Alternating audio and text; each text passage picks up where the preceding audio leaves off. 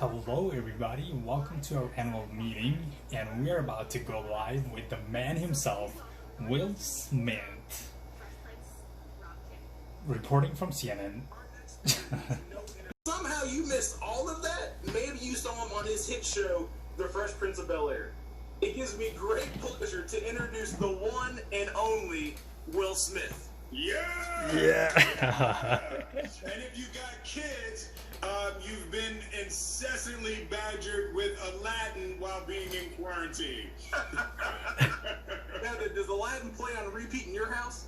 Yeah. You know what? It's funny. My oldest, is 27 years old, and something happened, and he really connected to Aladdin. Now, he thinks that's the favorite movie that I've ever made. But it's dope. At least it's one of your movies. He could have picked something you weren't in. I know, exactly. No, he grew up on the set of Fresh Prince, so fortunately he's been a daddy fan for quite a few years. Now, is that Trey or Jake? Right, that's Trey. Okay, all right. Well, that's cool. That's awesome. Yeah. Well, look, I'm really excited that you're joining us today.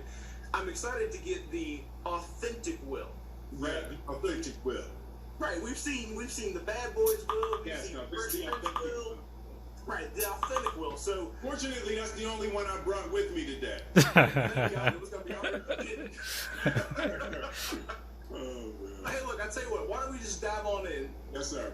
There is a lot going on in the world, right? We got a pandemic. We've got Black Lives Matter. I get the question all the time, so I figured I would just ask you, how are you doing?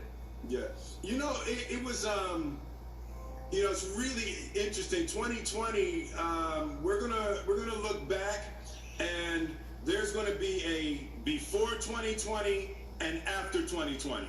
That the world is critically different forever. I remember when in March when things were just starting to happen, I felt the change that was coming, and I sort of kind of settled back, and I just knew that something was going to be different. And then as the dominoes started to fall for 2020, I was depressed for a minute, but then I got really inspired. I've gotten so clear about my position and my mission and my purpose and my calling during this time. It's been a really, really painful and formative time for me.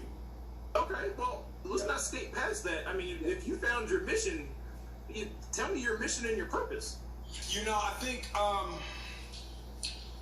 there is so much pain.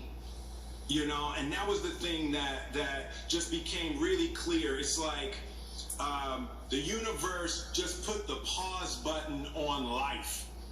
And everybody had to sit down for a minute, and everybody had to look, and everybody had to reassess and pay attention. And the thing that I saw was how much suffering that we overlook. How many people are just having an extremely difficult time with this life and with the setup of life and with the systems and the ideas that we're holding to don't work for everybody.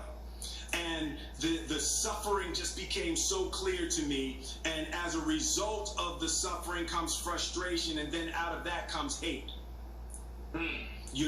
When people don't feel loved and people don't feel cared for, they want revenge.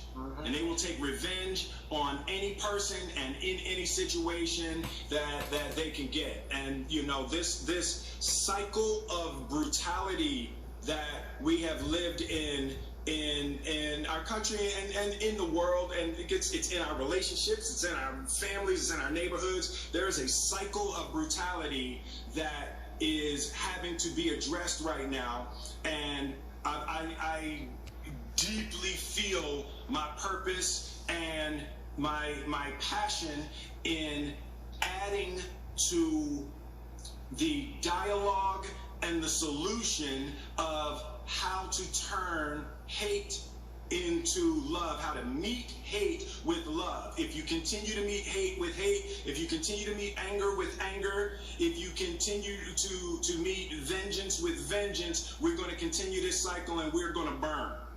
You know, so I see my purpose and I see my mission in being able to illuminate and illustrate a lot of the ways that I've learned for myself to try to meet a passion. That's awesome. That's super deep. So let me ask you about Will Smith, the consumer. Yeah. You know, you're taking on this role of change and pouring out love and everything else. What would you like to see from companies that you do business with?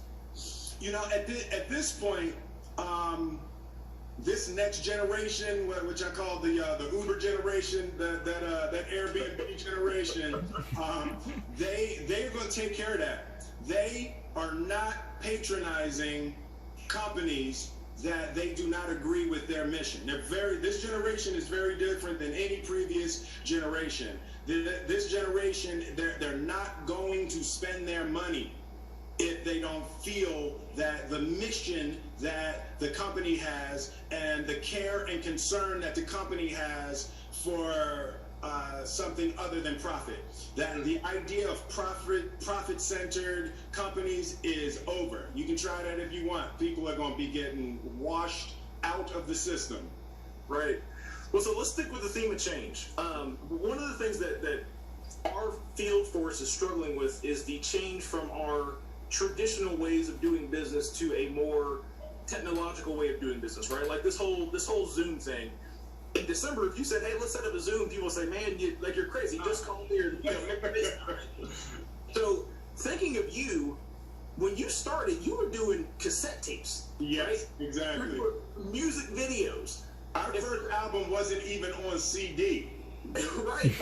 So you went from cassettes to CDs to Instagram, YouTube, and all of these things. What lessons can you share with us about adapting and adopting change? You know, I'm experiencing it in my business also, and it's, you know, change is the only constant. In the past, when we would build divisions, when you establish divisions, when you set up companies, you're setting up these permanent feeling foundations. And the idea of a Zoom call, and I think the idea of how we're even establishing the units of our company, they've got to be mobile and they've got to be transitional. They can't be established, you know, where somebody has a 10-year contract. You have no idea where the business is going to go. You got to be mobile. You got to be able to adapt and adjust. And I think the whole establishment of how business is going to be done going forward, it has to be modular. You have to be thinking modular. And at our company, we're even staying open to the business that we're setting out to be in may not even be the business that we're in 18 months. You know, so we're opening up and we're expanding, and the people that we're hiring are people that are a lot more open to instruct the company versus taking orders from the company. You know, we're looking for our younger creators and our younger executives to be able to feed us with the directions and to feed us with the currents and tides of what's happening. Okay. And so along that path of change, looking back, are there some things you look back and you say, shouldn't have adopted that quick? Yeah, well, in the whole mentality of brick and mortar, I think was one of the major. For the time, it was great conceptually, but the whole idea of establishing your business in a specific space. And, you know, even as we're seeing now, and, you know, there's drawbacks, but I'm sure you're seeing that this current circumstance isn't just drawbacks. There's some positive aspects that come out from people having more time to be with their family and go hop on a Zoom. There's positive aspects to the creativity that can come out of the struggle, even with work-life balance, you know. So I think that there's tons of positive aspects that are coming out of companies being forced to figure out a new way to get the work done. I just think we have to open it up to not be forced. We have to be consciously trying to figure out the new way, versus everybody has to come in at 9 and at 5 you get to go home. Maybe somebody's going to work better if they come in at 1 and work till 9. You know, maybe somebody's going to work better if they get to work at home for 2 weeks and then be able to come in. So I think the whole idea of establishing things in spaces is still important, but I think it's not the end-all be-all of business success. You do so many things, and it feels like you're constantly pushing content out there, whether it's on the gram, it's on YouTube, movies, all kinds of stuff. How do you figure out this work-life balance? Because I also see that you're heavily involved with your family, whether it's, you know, the Smith family Christmas or vacations. It looks like you are all this really tight-knit, fun family. How do you do that work-life balance so well? So a lot of people talk about work-life balance, right? And I always thought the concept of work-life balance was a little bit of the wrong target, right? So work-life balance is based on values being misaligned, right? So if your values are, I want to make as much money as I want to make at all costs, right?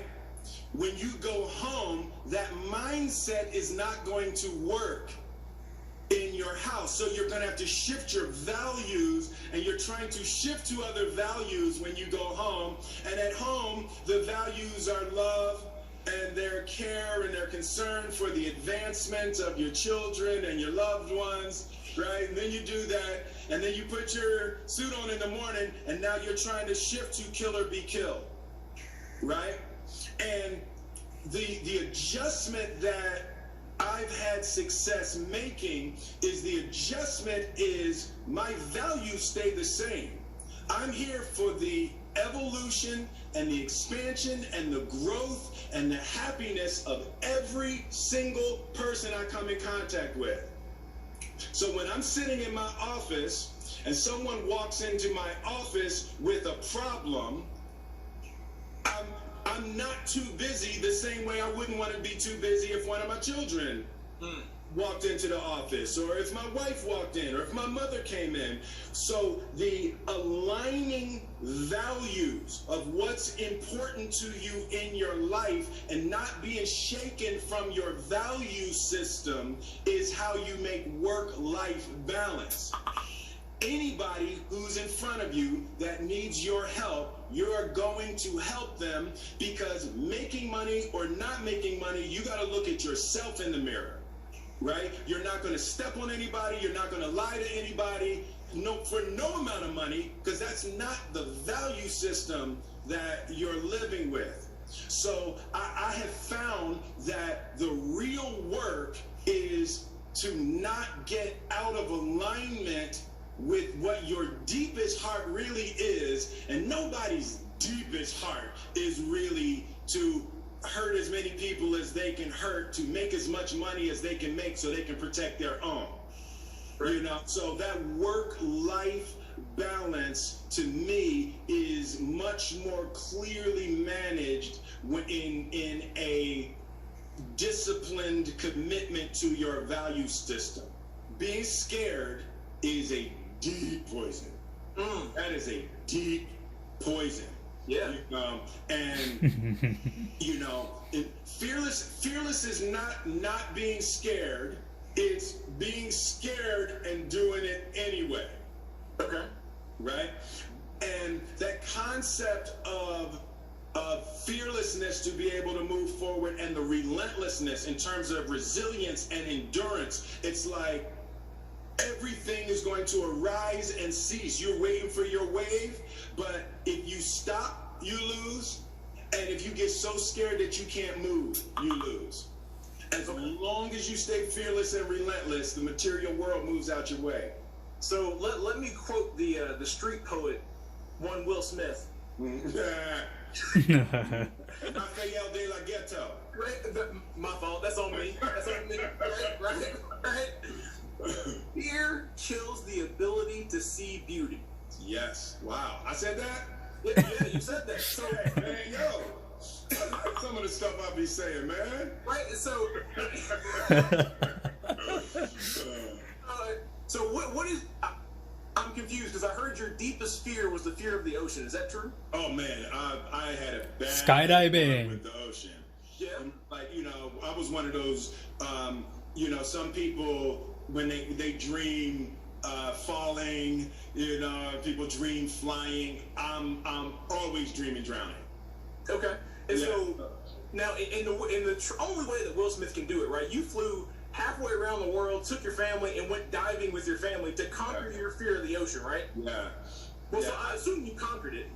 Yeah, you know what? It's not fear anymore. I've done about 10 dives now, and I'm really comfortable, you know, getting in the ocean and going down, you know, I've been down below 80, you know, so I'm gonna try to keep going down, and it's, you know, for me, I've always known that fear would ruin my life. As a child, I had a debilitating fear. Everything scared me as a child. So the conquering of fear, I think, you know, we all have our individual poisons that ruin our lives, and fear was the one of mine that was the deepest necessity to overcome. And the ocean was really powerful, and humiliation was big for me. I hate when I do something, or if I hurt somebody's feelings and I'm feeling like, you know, they don't like me. So that's the two that I've been really struggling with, to be centered enough in myself that I don't miss beautiful opportunities. Okay, that's deep. I'm curious, since you checked that one off, what's next? Oh, what's next? You know, it's interesting. You know, I have experienced the top of the material world. I've experienced everything that I've ever dreamed, and I'm at the point in my life where I'm experiencing a little bit of the you know, money, fame, family, success don't quite do it. You know, so at this point in my life, it is spiritual pursuits. Yes. Around service, you know, and it's you know, it's a big part of Joseph Campbell's hero's journey. So I'm just finding myself in that position. There was a thing I heard about samurai warriors. They spend half their lives learning how to kill, and the second half of their lives learning to not have to. You know, how to not have to. Yeah, and that's sort of where I feel that I am in my life. I can talk endlessly about how to succeed and how to win. I know the rules of the material world are difficult.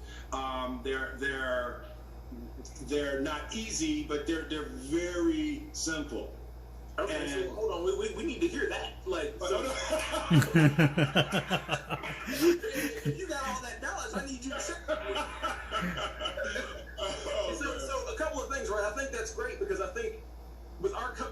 we've got a lot of guys and gals that have been around for 25 and 30 years doing what they're doing, and they've gotten to a point where they've got, the money, and they've got the family, and they've got their version of success. Their version might look a tad different than yours, but they still had their success. So I think that's a powerful lesson. And while you're on the subject, talk about this success. I mean, you were the guy that I do need to thank you, because we just celebrated the 4th of July, and I need to, me to you, thank you for saving the earth. If it wasn't for me, then you wouldn't have it. No. I know, right? Yeah, So I understand that. I poured some out for you. Yeah. But you were the guy that every 4th of July, we had a Will Smith movie every 4th of July. You can bank on it. So what lessons about winning and success can you teach us?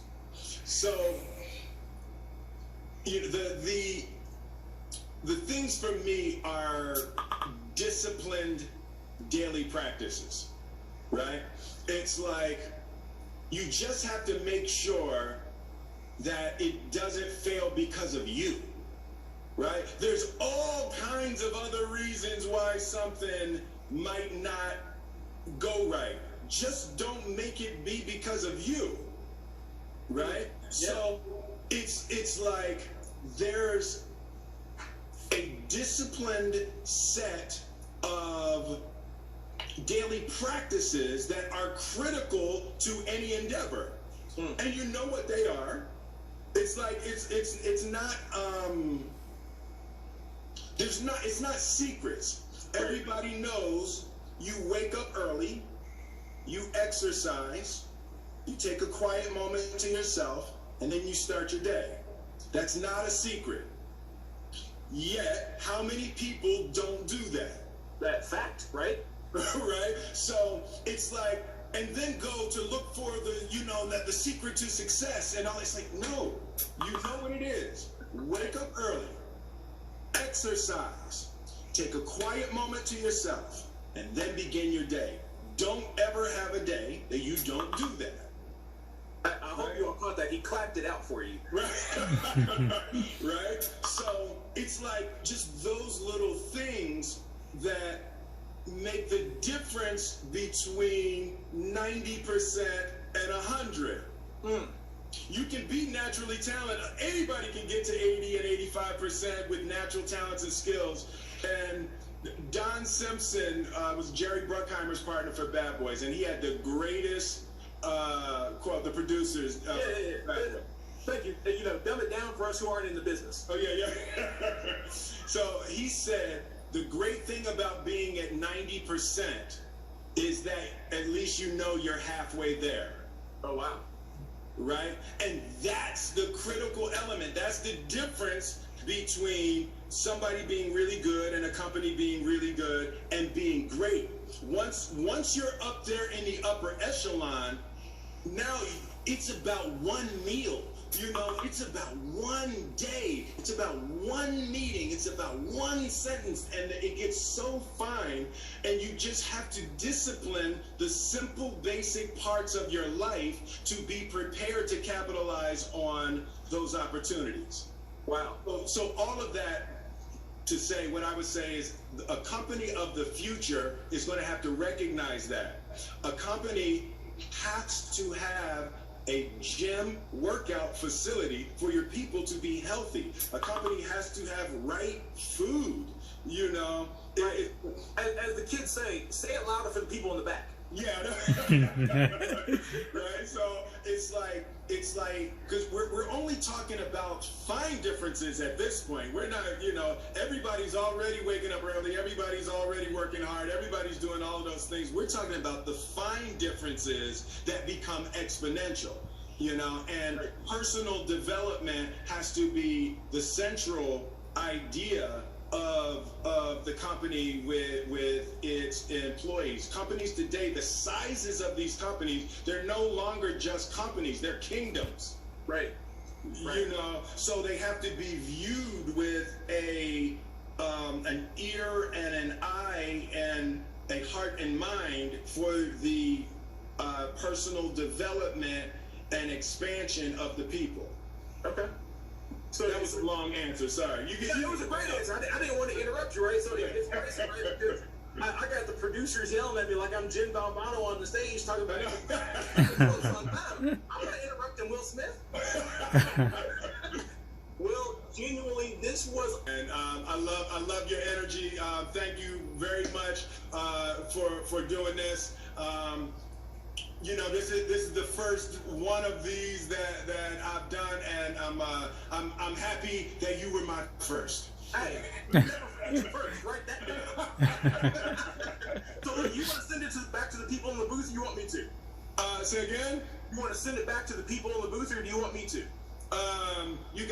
We're going back to the hold on, Sandy. Are we going to send it back to the people in the booth? Yes. Sandy's going to take care of it. There you go. Well done. Appreciate you, man. You too. Welcome back to the program. How great was that? Rob, if you're looking for a side hustle, celebrity interviewer could be it.